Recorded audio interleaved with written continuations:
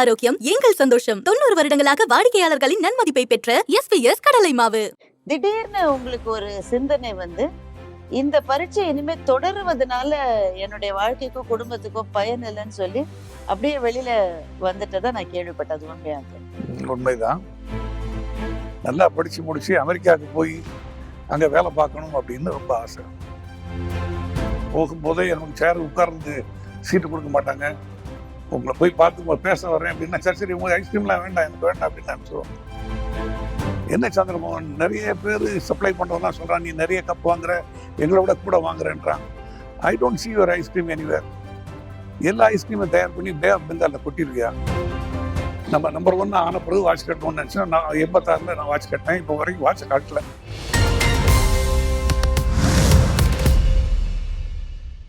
வணக்கம். நீண்ட நாட்களுக்கு பிறகு விகடன் நேயர்களை சந்திப்பதில் மிக மிக மகிழ்ச்சி. நானும் ராஜா சாரும் தமிழ்நாட்டினுடைய தலையெழுத்தையே மாற்றி கொண்டிருக்கிற பல முக்கியமான புள்ளிகளை நேர்காணல் செஞ்சு வந்தோம். இன்றைக்கு அதனுடைய தொடர்பாக நாம் சந்திக்க இருக்கிற ஒருவர் உங்க எல்லாருடைய வாழ்க்கையிலும் தினம் ஆல்மோஸ்ட் வந்துட்டு இருக்கிறவர் தான். பால், தயிர், ஐஸ்கிரீம், இந்த மூணுத்துல எதை சொன்னாலுமே உடனடியாக நம்ம நினைவுக்கு வரக்கூடிய பிராண்ட் அப்படின்னு நீங்க எடுத்தீங்கன்னா ஆரோக்கியா, ஹட்சன், அருண் ஐஸ்கிரீம். இந்த மூணும் தான் இந்தியாவிலே இருக்கிற the largest private sector dairy கம்பெனியினுடைய தலைவரான திரு சந்திரமோகன் அவர்களை தான் இன்னைக்கு நாம நேர்காணல் செய்ய போறோம். வணக்கம் சார். வணக்கம், நன்றி. வணக்கம் சார். வணக்கம் ராஜா. இந்த மாதிரி உங்களை சந்திக்கிறது ரொம்ப சந்தோஷம். பால் ஐஸ், குச்சி ஐஸ், இந்த மாதிரி தெருவில் ஓடி ஓடி வாங்கி சாப்பிட்டதான் எங்கள் இளமை காலம். அதை வாங்கி வீட்டுக்கு வர முன்னாடி உடஞ்சி கீழே விழுந்துடும். ஆனால் தரமான வித்தியாசமான ஐஸ்கிரீம் நீங்கள் ஐபாக்கோ மூலம், அருண் ஐஸ்கிரீம் மூலம் கொடுக்குறீங்கன்னும் போது இந்த தலைமுறை பேறு பெற்றவர்கள். உங்களது இளமை காலம் எப்படி இருந்தது? நான் எங்கள் ஊர் வந்து திருத்தங்கல் அப்படின்னு சிவகாசி பக்கத்தில் இருக்க ஒரு சின்ன ஊர். இங்கேருந்து 8 வயசில் சென்னையில் குடியேறி அங்கே எங்கள் தகப்பனார் வந்து ஒரு மளிகை வியாபாரம் பண்ணார். சின்ன அளவில் பண்ணார். அவருக்கு பொது வாழ்க்கையில் ஈடுபாடு அதிகம். எங்களுக்கு ஊருக்குள்ளே நல்ல பேர் இருந்தாலும் பெரிய தொழில் வருமானம் எங்களுக்கு இல்லை. தெலுங்கில் ஒரு பழமொழி சொல்லுவாங்க, பேர் பெத்த பேரு இன்ட்ல தாவ நீட்டில் லேது அப்படின்னு. அந்த மாதிரி எங்கள் நிலைமை. பேர் இன்னும் பெரிய பேர் உள்ளே போனீங்கன்னா குடிக்க தண்ணி கிடையாது. அதுதான் எங்களுடைய நிலைமை என்னுடைய சின்ன வயசில். உங்களுடைய இளமை காலத்தை பற்றி நான் ஒரு விஷயம் கேள்விப்பட்டேன். அது ரொம்ப எனக்கு சுவாரஸ்யமா இருந்தது. அப்போ பியூசி பரீட்சை எழுதுறதுக்கு நீங்க போறீங்க. அதான் இப்போ +2 அதுக்கு சரியானது. அந்த பரீட்சை எழுதுகிற நேரத்தில் திடீர்னு உங்களுக்கு ஒரு சிந்தனை வந்து இந்த பரீட்சை இனிமே தொடருவதனால என்னுடைய வாழ்க்கைக்கும் குடும்பத்துக்கும் பயன் இல்லைன்னு சொல்லி அப்படியே வெளியில வந்துட்டதா நான் கேள்விப்பட்டது. உண்மையாது? உண்மைதான். எங்கள் தகப்பனாருக்கு வந்து நான் வந்து நல்லா படித்து முடித்து, வாஸ்தவமாக நல்லா படிப்பேன், அதுதான் பிரச்சனை. நல்லா படித்து முடித்து அமெரிக்காவுக்கு போய் அங்கே வேலை பார்க்கணும் அப்படின்னு ரொம்ப ஆசை. எனக்கு வந்து அவர் இருந்த தொழில் சூழ்நிலையில் அவருக்கு வசதி கிடையாது என்னை அனுப்புறதுக்குன்றது எனக்கு தெளிவாக தெரியும்.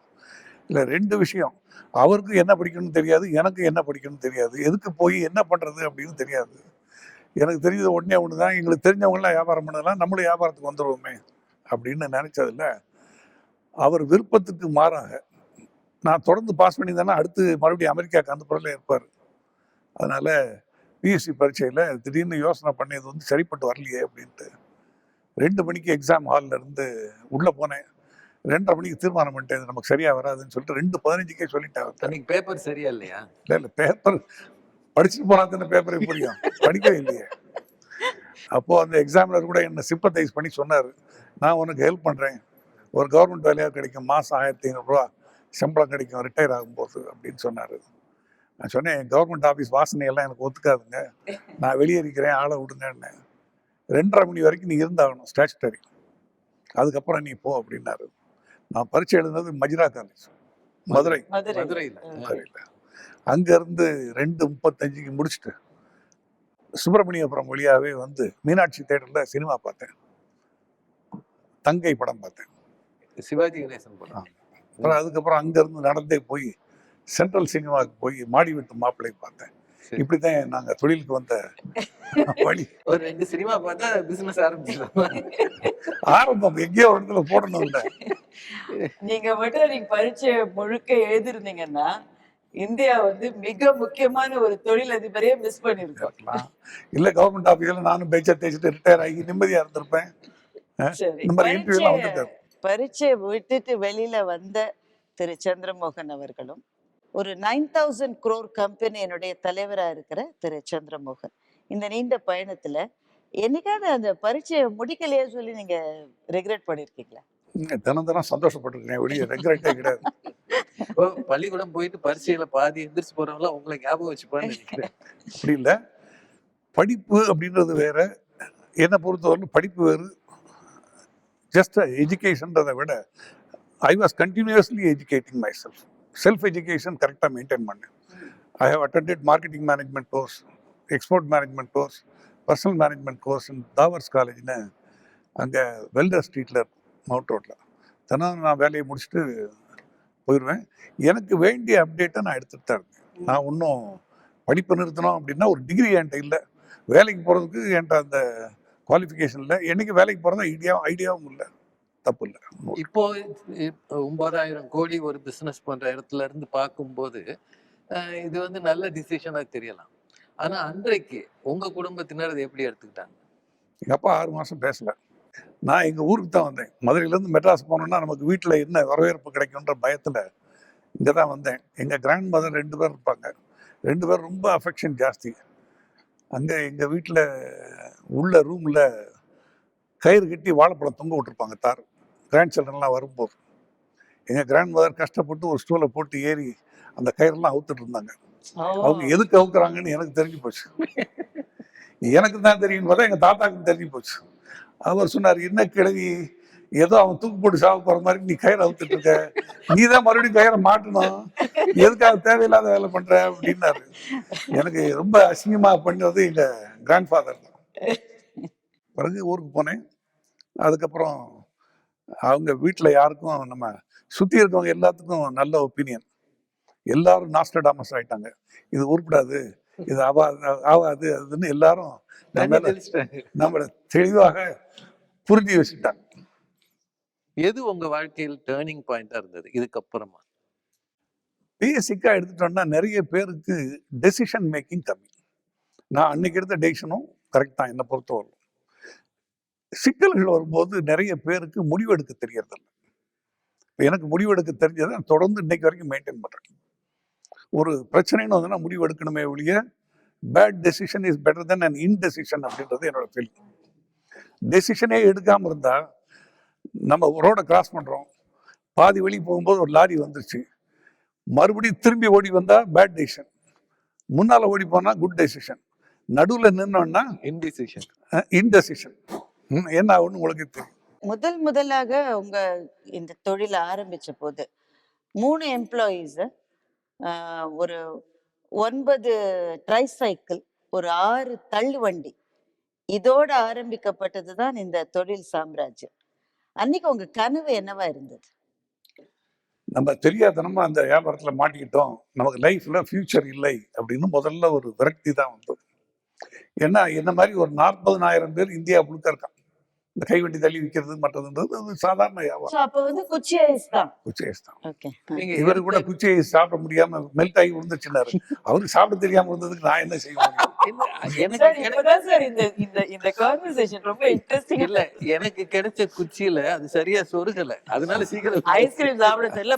எது சொருக தெரியாத இடத்துல நீங்க எந்த இடத்துல சாப்பிடணுமோ அந்த இடத்துல நீங்க ஆரம்பிக்கலாம். அது சரி, உங்க பிரச்சனை. அந்த சில உங்களுக்கே நல்லா தெரியும், சில ஐஸ்கிரீம்ல அவங்க சரியா சென்டர்ல வச்சிருக்க மாட்டாங்க, அது நமக்கு கிடைக்கும். அது உண்மைதானே சார்? நீங்க ரொம்ப டெக்னிக்கலா போறீங்க. உங்களுக்கு சாப்பிட தெரியலன்றது இத்தனை சமாதானம் சொல்ல வேண்டியது இல்ல. அப்படியே இருந்தாலும் எனக்கு இப்போ ஒண்ணும் நஷ்டம் இல்லை சார். நாங்க அருண் ஐஸ்கிரீமே சாப்பிட்டுக்கிறோம். சரி, இப்ப அந்த மாதிரி 40,000 பேருக்கு மேல இருந்தாங்க அந்த வண்டியை தள்ளிட்டு ஐஸ்கிரீம் விற்கிறவங்க. இவங்கள்ட்ட இருந்து அடுத்த லெவலுக்கு நான் போக போறேன்றதுக்கு என்ன இருந்தது உங்ககிட்ட? What was your strategy? 2 சமாச்சாரங்கள். அதாவது நமக்கு வந்து எது எடுத்தாலும் நம்ம வந்து முதன்மை தானத்துக்கு வரணும் அப்படின்ற வெறி இருந்தது. அதுல ஒன்றும் மாற்றம் இல்லை. அப்போ இந்த துறையில இருந்தா நம்ம நசுக்கப்படுவோம் அப்படின்னு ஃபீலிங் வந்ததுக்கு அப்புறம் இதை மாத்துறதுன்னு தீர்மானம் பண்ணி மாற்ற ஆரம்பிச்சோம். பெரிய நிறுவனங்கள் செய்யக்கூடிய வேலையை நம்ம செய்யணும் அப்படின்ட்டு பிராண்டே இல்லாம பெரிய நிறுவனங்களுக்கு போட்டியாக நம்ம இருக்கணுமே ஒழிய இந்த 40,000 பேர்லேருந்து வெளியே வரணும் அப்படின்னு வெளியே வந்தோம். எனக்கு தெரிஞ்சு இந்த 40,000 பேர்ல இந்த துறையிலிருந்து வெளியே வந்த ஒரே ஆள் நாங்கள். இது யாரும் கிடையாது. அதுக்கப்புறம் பெரிய கம்பெனிகளோட போட்டி போட வரும்போது அவங்களுக்கு பெரிய பிராண்ட் நேம் வந்து நமக்கு அது இல்லை. அதனால யாரும் நம்மளை வாங்குறதாக இல்லை. நம்மளை நல்லா விரட்டி விட்டுருவாங்க. போகும்போதே நமக்கு சேர் உட்கார்ந்து சீட்டு கொடுக்க மாட்டாங்க. உங்களை போய் பார்த்து பேச வரேன் அப்படின்னா சரி சரி உங்களுக்கு ஐஸ்கிரீம்லாம் வேண்டாம் எனக்கு வேண்டாம் அப்படின்னு அனுப்பிச்சிடுவாங்க. அப்புறம் கொஞ்சம் கொஞ்சமாக கல்லூரிகளுக்கு எங்களுக்கு ஒரு பேக்ரவுண்ட் கிடைச்சது. கல்லூரிகளுக்கு போகிறப்போ எனக்கு வயசு கம்மி. நான் ஆரம்பித்தப்போ 21. ஸோ 23 24 வயசில் வரும்போது ஒரு மெடிக்கல் காலேஜ் ஸ்டூடெண்ட்டை என்னால் கிட்டத்தட்ட ஒரே ஏஜ் குரூப்பில் பேசுகிற மாதிரி பேச முடியும். அவங்களுக்கு வேண்டியது நல்ல ஒரு பொருள், சர்வீஸ், டைம்லி டெலிவரி, அதை என்னால் கொடுக்க முடிஞ்சது. அதில் ஒரு பிரேக் கிடைச்சது. கப்பல்கள் இங்கேருந்து போகும்போது ஹார்பரில் எல்லா சாமானும் வாங்குவாங்க. அதில் ஐஸ்கிரீமும் ஒன்று. அவங்களுக்கு இந்த லோக்கலில் என்ன பிராண்டு பாப்புலர்னு தெரியாது, நல்ல பொருளாக தான் வாங்குவாங்க. இப்போ அந்த மாதிரி மார்க்கெட்டை பிடிச்சோம். இப்படி கொஞ்சம் கொஞ்சமாக பிடிச்சி அந்த மார்க்கெட்டில் 90% பிடிச்சிட்டோம். இந்த மார்க்கெட் 5% அந்த மார்க்கெட், அதில் 90%. அப்போ உங்க எம்ப்ளாயிஸ் எத்தனை பேர்? 3ல இருந்து ஒரு 6 பேர். அதுக்கு மேலே நான் 1%. எங்க நீங்க ஃபேக்டரி மாதிரி இல்லாம வீட்டுல இல்லை செஞ்சீங்களா? இல்லை இல்லை இல்லை, ஃபேக்ட்ரி தான். இது வந்து ராயபுரத்தில் ஆரம்பிச்சோம். ராயபுரம். அதுல இருந்து 6 பேர் இருந்தாங்க. மார்க்கெட்டிங் நான் தான் போவேன். சேல்ஸ் இந்த திருத்தங்கல் சிவகாசி பக்கம் இருந்து கிளம்பி போறவங்க ராயபுரம் பகுதியில மளிகை கடை தான் அதிகம் வச்சிருப்பாங்க. எங்கள் அப்பாவுக்கு மளிகை கடை வச்சுருந்தாரு. ஆனா நீங்க அதுல இருந்து டைரி ப்ராடக்ட்ஸுக்கு போக விரும்பியதுக்கு ஏதாவது ஒரு காரணம்? கையில் ரூபா கிடையாது, மளிகை கடை வைக்கிற ஐடியாவே கிடையாது எனக்கு. அப்படி இருக்கும்போது எங்கள் பூர்வீக சொத்து ஒன்று விற்றோம் 13,000 ரூபாய்க்கு. அந்த 13,000 ரூபாய்க்கு என்ன பண்ணலான்னு விசாரிக்கும் போது இது பண்ண முடியும் அப்படின்னாங்க. அன்னைக்கு தேதியில் பெரிய ரிசர்ச் எல்லாம் பண்ணலை. Sir beggars are not choosers. 13,000க்கு என்ன செய்ய முடியுமோ அதை செய்வோம் அப்படின்ட்டு இறங்கிட்டோம். உங்களுடைய துறை நீங்க தேர்ந்தெடுத்தது பை டிசிஷன் இல்லை, அதுதான் ஃபீஸிபிள்னு சொல்லிட்டு அந்த துறையை தேர்ந்தெடுத்தீங்க. இப்போ இந்த துறை வந்து இன்றைக்கு 4 லட்சம் ஃபார்மர்ஸா விவசாயிகள்ட்ட இருந்து நம்ம பொருட்களை வாங்குற மாதிரியான ஒரு அரேஞ்ச்மெண்ட். இல்லை, இது வந்து நாங்கள் ஐஸ்கிரீம் வியாபாரம் வந்து 70ல் ஆரம்பித்தோம். 93 வரைக்கும் நாங்கள் ஐஸ்கிரீம் வியாபாரம் மட்டும் தான் பண்ணோம். ஓகே. 93க்கு அப்புறம் பால் துறையில் இறங்கலாம்னு இறங்கணும். 93 வரைக்கும் பால் வெடியில வாங்கி ஐஸ்கிரீம் பண்ணீங்க. நீங்க அது வந்து ஒரு பேக்வர்ட் இன்டகிரேஷன் மாதிரி யோசிச்சீங்களா? இல்ல பேக்வர்ட் இன்டகிரேஷன் ஏற்கனவே இருந்தது, அதை ஒரு தொழிலாக்கிடுவோம்னு சொல்லிட்டு மாத்திட்டோம். பாலே நம்மளே பண்ணா என்ன அப்படின்னு மார்க்கெட் பண்ணலாம் அப்படின்ட்டு பண்ணோம். மற்றவங்களோட அதுலேயும் மாறுபட்டு என்ன பண்ணோம், இப்போ முதல்ல நாங்கள் இந்த 5% மார்க்கெட்டை பிடிச்ச பிறகு ஐஸ்கிரீமை எடுத்துட்டு எல்லா சின்ன ஊருக்கும் போய் மார்க்கெட் பண்ணது நாங்கள் தான் முதல். அதில் தான் எங்களுக்கு பிரேக் வந்தது. அந்த ஊர்ல எல்லாம் பெரிய ஐஸ்கிரீம் கம்பெனிக்காரங்க இதெல்லாம் பெரிய மார்க்கெட்டே இல்லைன்னு சொல்லிட்டு யாருமே ட்ரை பண்ணாத market. Potential market ice cream market ஷேர்னு சொல்றதுன்னு எடுத்தா நம்ம போனது பொட்டன்ஷியல் மார்க்கெட்டை எதிர்நோக்கி போனோமே ஒழிய இருக்கிற மார்க்கெட்ல எப்படியாவது ஒரு பங்கு வேணும்னு போறேன். இல்ல மற்ற நிறுவனங்கள் செய்யறதை விட நீங்க வித்தியாசமா என்ன பண்ணதுனால இதை ஸ்ப்ரெட் பண்ண முடிஞ்சது? உதாரணத்துக்கு மதுரையில் மதுரை எங்களுக்கு பல விதத்தில் சென்டர். எக்ஸாம் கட் பண்ணதும் சரி, மதுரை இன்ட்ரடியூஸ் பண்ணதும் சரி, உங்கள் ஊருக்காக இருந்தேன் நான். மதுரையில் நாங்கள் முதல்ல என்ன சொன்னோம், ஐஸ்கிரீம் அனுப்புகிறோம் அப்படின்னு லைன்ஸ் கிளப், ரோட்டரி கிளப் நம்பர்களுக்கெல்லாம் அவங்க அட்ரஸை எடுத்து ஒரு கலர்ஃபுல் லீஃப்லெட் அனுப்பிச்சோம். எங்கள் ஐஸ்கிரீம் கெசாட்டா உங்கள் வீட்டிலே கொண்டு வந்து டெலிவரி கொடுப்போம், உங்களுக்கு வேணுங்கிறவங்க இந்த பர்டிகுலர் நம்பரில் ஆர்டர் பண்ணுங்கள், இந்த அட்ரஸ் அப்படின்னு கொடுத்துருந்தோம். அதுக்கு நிறைய ரெஸ்பான்ஸ் வந்து அப்போல்லாம் சேல்ஸ் லெட்டர் போடுறவங்களே ரொம்ப கம்மி. அப்போ ட்ரெயின்ல வருமோ?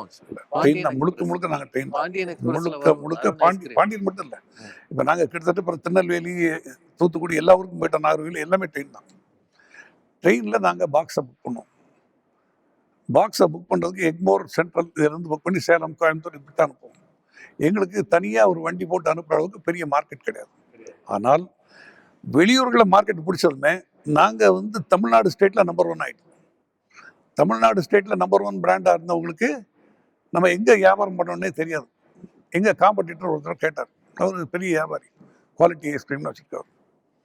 என்ன சந்திரமோகன், நிறைய பேர் சப்ளை பண்ணுறவங்களாம் சொல்கிறான், நீ நிறைய கப் வாங்குற, எங்களை விட கூட வாங்குறேன்றான். I don't see your ice cream anywhere. எல்லா ஐஸ்கிரீமும் தயார் பண்ணி பே ஆஃப் பெங்காலில் கொட்டிருவியா அப்படின்னு என்ன அவர் உண்மையில் அதை நம்பலை, என்ன கிண்டலாக கேட்டார். நான் சொன்னேன் 70% கொட்டிடுறேங்க, 30% நான் அரேபியன் சீக்கு எடுத்து வருவேன் அப்படின்னு சொன்னேன். அது மாதிரி எங்களுக்குள்ள ஒரு கொலோக்கியல் they are saying. அந்த ரீட்டைல் யூனிட்ல நீங்க வந்து அந்த ஒரு ஃப்ரிட்ஜ் மாதிரி ஒண்ணு வச்சு அதோட ஐஸ்கிரீம் அப்படி கொடுத்து அவங்கள encourage இதுல வந்து நம்ம பண்ண வித்தியாசமான முறை என்னன்னா ஐஸ்கிரீம் பார்லர்னு வச்சோம். ம். அப்போ உதாரணத்துக்கு லேடிஸ் வந்து ஐஸ்கிரீம் வந்து ஒரு ஹோட்டல்ல சாப்பிட்ற மாதிரி சாப்பிட மாட்டாங்க. வேற யாராவது ஜென்ட்ஸ் பார்த்தாங்கன்னா நம்ம உள்ள வந்து சாப்பிட்றோம்னு நினைப்பாங்கன்னு சொல்லிட்டு அவங்களுக்கு ஒரு சின்ன பார்ட்டிஷன் மாதிரி கொடுத்துருப்போம் கடைக்குள்ளே. எப்படி அவங்க கடை உள்ள நுழையும் போது ஒரு ஆஃப் போர்டு இருக்கும், அவங்க அதுக்குள்ள போய் தான் உட்காந்துப்பாங்க. இப்ப மாதிரி இந்த ஹோட்டல்ல சாதாரணமா போய் சாப்பிடுறது அப்ப அந்த மாதிரி வழக்கம் கிடையாது. சின்ன ஊர்கள்ல இன்னும் கம்மி. ஓகே. இப்போ அவங்களுக்கு ஒரு பிரைவசி, அவங்களுக்கு பிடிச்சதை சாப்பிடணும். அவங்க குச்சி ஐஸ்கிரீம் எல்லாம் கரெக்டா சாப்பிடுவாங்க, ஒன்றும் பிரச்சனையே கிடையாது. அது குச்சியை விட மாட்டீங்க. அவங்களுக்கு இந்த மாதிரி இதெல்லாம் பண்ணி இதை மாதிரி நம்ம ஆரம்பிச்சது நம்ம தான் முதல்ல. சின்ன சின்ன ஊர்களை எல்லாத்துக்கும் போய் பிடிச்சிட்டோம். நான் சொல்றது அந்த பக்கம் கோயம்புத்தூர் பக்கம் வரைக்கும் போயிட்டோம், இந்த பக்கம் நாகர்கோவில் வரைக்கும் போயிட்டோம். இதுல ஒரு பேஸ் செட் ஆனதுல மற்றவர்களை விட கூடுதலான வால்யூம் பண்ண ஆரம்பிச்சிட்டோம். அதுல இருந்து 86ல் நம்ம தமிழ்நாட்டில் நம்பர் 1 இருந்தோம். அதுக்கு முன்னால நான் வாட்ச் கட்டுறதில்லை. ம். Watch கட்ட மாட்டீங்க. கட்ட மாட்டேன். 86ல் நம்ம நம்பர் 1 ஆன பிறகு வாட்ச் கட்டணும்னு நினச்சேன். நான் 86ல் நான் வாட்ச் கட்டினேன். இப்போ வரைக்கும் வாட்சை காட்டல. நம்பர் 1 ஸ்டேட்டஸ் போச்சுன்னா வாட்சை காட்டுவேன். எங்க எம்ப்ளாயிஸ்க்கு வாங்கி கொடுத்தேன். You are always watching your status. ஆமா. எப்படி வந்து அமுலோட நீங்க எப்படி கம்பேர் ஆறீங்க? அமுல் அப்படின்றது கோஆபரேட்டிவ் பிராண்ட், நாங்க வந்து கார்பரேட் பிராண்ட். அமுலுக்கு வந்து பெரிய பேஸ் வந்து நார்த் இந்தியா, வெஸ்டர்ன் இந்தியா தானே ஒழிய சதர்ன் இந்தியா கிடையாது. இப்போவும் அமுல் இருக்கு. ஆனால் அவங்கள விட நம்ம ஐஸ்கிரீம்னு எடுத்துட்டோம்னா 8 மடங்கு 9 மடங்கு தமிழ்நாட்டில் நம்ம விற்போம். நம்ம விலையும் கூட, அவர்கள் விலையெல்லாம் நம்ம விற்கிறது இல்லை, விலை நம்மது கூட இருக்கும். நம்ம ரேஞ்சு வேறு, நம்ம வெரைட்டிஸ் வேறு, அந்த மாதிரி நம்ம பழகிட்டோம். தமிழ்நாட்டில் கிட்டத்தட்ட நம்ம 65% மார்க்கெட் ஷேர் ஐஸ்கிரீமில் பிராண்டட்ல நம்ம இருக்கட்டும். இந்த துறையில இருந்து பால் அதுக்கு போனதை பற்றி நீங்க சொல்லிக்கணும். பால் வந்து இது எப்படி நடந்ததுன்னா, மெட்ராஸில் ஐஸ்கிரீம் ஃபேக்ட்ரி எக்ஸ்பேண்ட் பண்ண வேண்டிய சிரமம் வந்தது. சேலத்தில் போடலாம் அப்படின்னு முதல்ல ஆரம்பித்தோம். அதுக்கு முன்னால் ட்ரெயினில் அனுப்புறது போய் சேலத்தில் ஃபேக்ட்ரி போட்டால் சேலத்துலேருந்து லொக்கேஷன்ஸ் எல்லாம் பக்கத்தில் வந்துடும், வெளியூர் அப்படின்ட்டு மெட்ராஸில் ஒரு ஐஸ்கிரீம் ஃபேக்ட்ரி இருக்க, சேலத்துலேருந்து கோயம்புத்தூர் 2.5 மணி நேரம், மதுரை ஒரு 3.5 மணி நேரம், திருச்சி, சேலம் பெரிய ஊர், திருப்பூர், இந்த மாதிரி எல்லா ஊருக்கும் அனுப்புறதுக்கு சௌரியமாக இருந்தது. நாங்கள் வேனில் டெலிவரி கொடுக்க ஆரம்பித்தோம் சேலத்துலேருந்து. அதே மாதிரி அந்த பக்கம் திருச்சூர் போயிடலாம், இந்த பக்கம் பெங்களூர் போயிடலாம். அதனால் சேலத்தில் வந்து பால் விலையும் கம்மி, உற்பத்தி ஸ்தானம். அதில் நம்ம ஐஸ்கிரீம் ஃபேக்ட்ரி போட்டு சேலத்தில் பெரிய மார்க்கெட்டில் இல்லைனாலும் சுற்றி எல்லா ஊருக்கும் அனுப்ப ஆரம்பிச்சிட்டோம். அப்படி ஐஸ்கிரீம் ஆரம்பித்தோம். ஐஸ்கிரீம் ஆரம்பித்து செய்துட்டு இருந்தோம். அதுக்காக பால் வாங்கிட்டு இருந்த போது ஏன் நம்மளே பால் பண்ணக்கூடாது அப்படின்னு சொல்லிட்டு பிறகு பால் தனியாக ஃபேக்ட்ரி போட்டோம். சேலத்துலேயே 2வது ஃபேக்ட்ரி போட்டோம். அப்புறம் அதை தனியாக பண்ண ஆரம்பிச்சிட்டோம். முதல்ல தொடங்கினதே ஹட்சன்ற பேர்ல தானா? இல்ல, சந்திரமோகன் கம்பெனின்னு என் பேரில் தான் ஆரம்பித்தோம். சரி. லிஸ்டட் ஹட்சன்ற பேர் வந்து 86ல் போட்டோம், பிரைவேட் லிமிடெட். அது அப்புறம் லிமிடெட் ஆகிட்டோம். அருண் ஐஸ்கிரீம்ன்ற பேர் முதல்ல இருந்து இருக்கு. முதல்ல இருந்து இருக்கு. அதுல இருந்து அப்புறம் ஐபேக்கோன்னு வந்தது. ஐபாக்கோ ரொம்ப பின்னால். ஐபாக்கோலாம் ஒரு 12 வருஷத்துக்குள்ள தான். இப்போ நீங்க பால் உற்பத்திக்கு தனித்தனியாக ஃபார்மர்ஸை தேடி போய் அவங்களுக்கு சப்போர்ட் பண்ணி அவங்ககிட்ட பால் வாங்குறது நீங்க பண்ணியிருக்கீங்க. ஏற்கனவே ஆவின் இதை பண்ணிட்டு இருந்திருக்கும்னு நினைக்கிறேன். அதுல இருந்து நீங்க எப்படி மாறுபட்டீங்க? அவங்க வந்து கவர்மெண்ட் நிறுவனம்ன்றதுனால அவங்களுக்கு ஒரு ஃபார்மர் பேஸ் இருந்தது. நம்ம தனியாக நம்ம ஒரு பேஸை உருவாக்கணும். நம்ம என்ன பண்ணோம் அப்படின்னா, விவசாயிகிட்ட தான் நேரடியாக கொள்முதல் பண்ணோம், நடுவில் இருக்கக்கூடிய தரகத்தை வாங்க மாட்டோம் அது அப்படின்னு எப்படி சார் அந்த சிஸ்டம் கொண்டு வந்தீங்க? அது ரொம்ப கஷ்டம் இல்ல? இது வந்து கஷ்டம்னு தெரிஞ்சே தான் பண்ணோம். அதாவது தரகர், நடுத்தரகர் வந்து ஈஸியாக உடனே இன்னைக்கு வேணும்னா 300 லிட்டர் கொடுத்துருவான். ஆனால் அதே நேரத்தில் நாளைக்கு நமக்கு ஒரு சிரமம் வர நேரத்தில் அவன் இன்னொருத்தர் ரூபா 10 ரூபா கூட கொடுத்தாங்கன்னா ஓடிப்போம். அதனால இது வேண்டாம்னு சொல்லிட்டு நம்ம முதல்ல இருந்து இதை ஆரம்பித்தோம். இது கொஞ்சம் கஷ்டமான வேலை தான். காலையிலையும் சாயங்காலம் எடுக்கணும். ஒரே ஒரு ஃபார்மர் இருந்தாலும் எடுக்கணும். ஒரு 3 மாதம் 6 மாதம் ஆகும் அது செட் ஆகி டெலிவரி சிஸ்டம் மாறதுக்கு மாற்றதுக்கு. இதில் 2 சமாச்சாரம் நடந்தது. நம்ம வந்து அளவில் தப்பு பண்ணல, மற்றது ஒழுங்காக கொடுக்கணுன்ற ஒரு மரியாதை வந்தது, டைமுக்கு பேமெண்ட் கொடுப்பாங்கன்ற ஒரு கம்ஃபர்ட் வந்தது. இதுக்கெல்லாம் பின்னால் என்ன பண்ணோம், we started giving animal husbandry services. இப்போ கிட்டத்தட்ட ஆர்டிஃபிஷியல் இன்சாமினேஷன் நாங்கள் ஒரு 5 லட்சம் ஆர்டிஃபிஷியல் இன்சாமினேஷன் வருஷத்துக்கு பண்ணுறோம் அனிமல்ஸ். எங்கள் வெட்டினரி டீம் பண்ணுது. அவங்களுக்கு டாக்டர்ஸ், எங்கிட்ட டாக்டர்ஸ் இருக்காங்க, வெட்டினரி டாக்டர் இருக்காங்க, அவங்க போய் பண்ணுறாங்க. தீவனம் இல்லை, இல்லை, மாட்டு தீவனம் தனியாக வரும். இதெல்லாம் பின்னால் கொஞ்சம் கொஞ்சமாக பண்ணிட்டோம். இப்போ மாட்டு தீவனம் நம்ம வேண்டிய ஃபார்மருக்கு கொடுத்துறோம். இது பைலாட்டரல் ட்ரேடு. 2017 நரேந்திர மோடி வந்து டிமானிட்டைசேஷன் கொடுக்கும்போது 2015 நாங்கள் எல்லா ஃபார்மல் பேமெண்ட்டையும் பேங்க் வச்சுட்டோம். முன்னாடியே பண்ணிட்டீங்க. 2015 நாங்கள் தான் ஒரே ஆள் பண்ணது. உங்களுக்கு எந்த கோஆபரேட்டிவும் பண்ணல, எந்த கார்பரேட்டும் பண்ணல. அப்போ டெல்லியிலேருந்து நம்மளை கேட்டாங்க, எப்படி உங்கள் சிஸ்டத்தில் எதுவும் சிரமம் இருக்கா அப்படின்னாங்க. இப்போ கேட்டதுக்கு சொன்னேன், நான் my self and my farmers R sleeping comfortably அப்படின்னு சொன்னேன். நம்ம ஒருத்தர் தான் பண்ணோம், இது யாரும் இந்தியாவில் பண்ணல. இப்போ அந்த டிமானிட்டைசேஷன் வந்தப்பறம் ஒவ்வொருத்தரும் பண்ண ஆரம்பிச்சிட்டாங்க. அந்த மாதிரி அவங்கள பேங்க் அக்கவுண்ட் ஓபன் பண்ண வச்சு அவங்களுக்கு நேரா அந்த மாதிரி. அதுக்கு அவங்க கஷ்டப்பட்டாங்க, முடியாதுன்னாங்க. ஏன்னா அவங்களுக்கு ரொக்கமாக வாங்கி பழக்கம். ரொக்கமாக வாங்கினா என்ன பிரச்சனை வரும்னா, ரொக்கமாக லேடிஸ் வந்து கஷ்டப்பட்டு வேலை செய்து மாடு பால் கறந்து அனுப்பிச்சிடுவாங்க. ஜென்ட்ஸ் வந்து பாலை ஊற்றிட்டு துட்டை வாங்கிட்டு டாஸ்மாக் போயிடுவான். அவருக்கு கடைசியில் அங்கே போய் சேராது. அவருக்கு பிடித்தமான பாலுக்கு அவர் அவர் போயிடுவார். அவருக்கு பிடிச்ச பானத்தை அருகு போயிடுவார். இதில் பிரச்சனை என்ன வரும்னா, அது தொழில் நசிக்கும். ரெண்டாவது, இந்த ட்ரேடர்னு தானே அவர் வந்து மணி லெண்டிங் பண்ணுவார், இவங்களை எக்ஸ்ப்ளாய்ட் பண்ணுவார், ரேட்டை கம்மியாக கொடுப்பாரு. இதெல்லாம் இல்லைன்னு பண்ணுறதுக்காக பேங்க் பேமெண்ட் அப்படின்னு கொண்டு. பேங்க்குகளும் முதல்ல லோன் கொடுக்கறது கஷ்டப்படுவாங்க. இவங்களுக்கு என்னென்னா, லோன் கொடுத்தா வெய்வர் கேட்பாங்க, வெய்வருக்காக வெயிட் பண்ணுவாங்க, லோனை திருப்பி கொடுக்க மாட்டாங்கன்னு ஒரு ஃபார்மர்ஸ் மேலே ஒரு அதிருப்தி இருந்தது. நம்ம ஃபார்மர்ஸை த்ரூ டிரான்சாக்ஷன் அப்படின்னு வந்ததும் bankers are willing to go to their house and give the comfort. எடுத்துக்கலாம் பேங்க். இப்போ அதனால பேங்க் நிறைய பேர் டெபாசிட் ஐடில் வச்சுருக்காங்க. அவங்கள பேங்கர் வந்து ப்ராப்பராக இது நீ இவ்வளோ வட்டிக்கு போடு அப்படி சொல்கிறதில்ல. கரண்ட் அக்கௌண்ட்லேயே வச்சுட்டு 3% 4% வட்டி கொடுத்துட்டு காசாலே வச்சு மெயின்டைன் பண்ணுற பேங்கர்ஸ் நிறைய பேர் இருக்காங்க இன்னைக்கு. But what is happening is, if they need a loan the banker will give. அந்த ஒரு கிரெடிபிலிட்டி கொண்டுட்டோம். முதல்ல நாங்கள் மாற்றும் போது ரொம்ப தகராறு பண்ணாங்க, அதெல்லாம் முடியாது, இப்படி தான் கொடுக்கணும், அப்படி தான் கொடுக்கணும், எல்லாரும் கொடுக்குறாங்க, நீங்கள் மட்டும் அப்படி பண்ணுறீங்கன்னாங்க. இப்போது நாங்கள் போய் மறுபடியும் நாங்கள் காசு கொடுக்குறோம் அப்படின்னு சொன்னால் வேண்டாம். டிமானிட்டைசேஷன் வரப்போது உங்களுக்கு 1 வருஷம் முன்னாடி தெரிஞ்சிருக்கு. 2 வருஷம் இல்லை, நாங்கள் என்ன செய்யறோன்றதை பார்த்தேன் டிமானிட்டைசேஷன் வந்தது அப்படின்னு நாங்கள் சொல்லுவோம். அது சரி, அது சரி. இந்த மாதிரியான முடிவுகள் யாராவது உங்களுக்கு ஒரு மென்டரோ ஒரு கைடோ ஒரு நீங்க ஆலோசனைக்கு போறவங்க அப்படின்னு யாராவது இருந்தாங்களா உங்களுக்கு? இல்ல இது எல்லாமே உங்க உள்ளுணர்வுனால நீங்க எடுத்த பிசினஸ் டெசிஷன்ஸா? உள்ளுணர்வு தான், காமன் சென்ஸ் அப்படின்னு சொல்லலாம். அதாவது ஒரு வேலை நடந்துன்னா இதை மாற்றி செய்தால் அப்படி சரியா இருக்கும்னு நினைச்சோம்னா நம்ம தாராளமாக செய்வோம். நிறைய பேர் எங்கள் ஆஃபீஸ்லேயே கேட்பாங்க, யாரும் செய்யலையே, இது எதுக்காக செய்றீங்க அப்படிம்பாங்க. யாரும் செய்யலைன்றதான் நம்ம செய்யக்கூடாதுன்றது இல்லை அப்படின்னு சொல்லிட்டு தான் ஆரம்பிக்கிறது. அதுக்கப்புறம் போக போக நம்ம டீமே பழகிடுச்சு.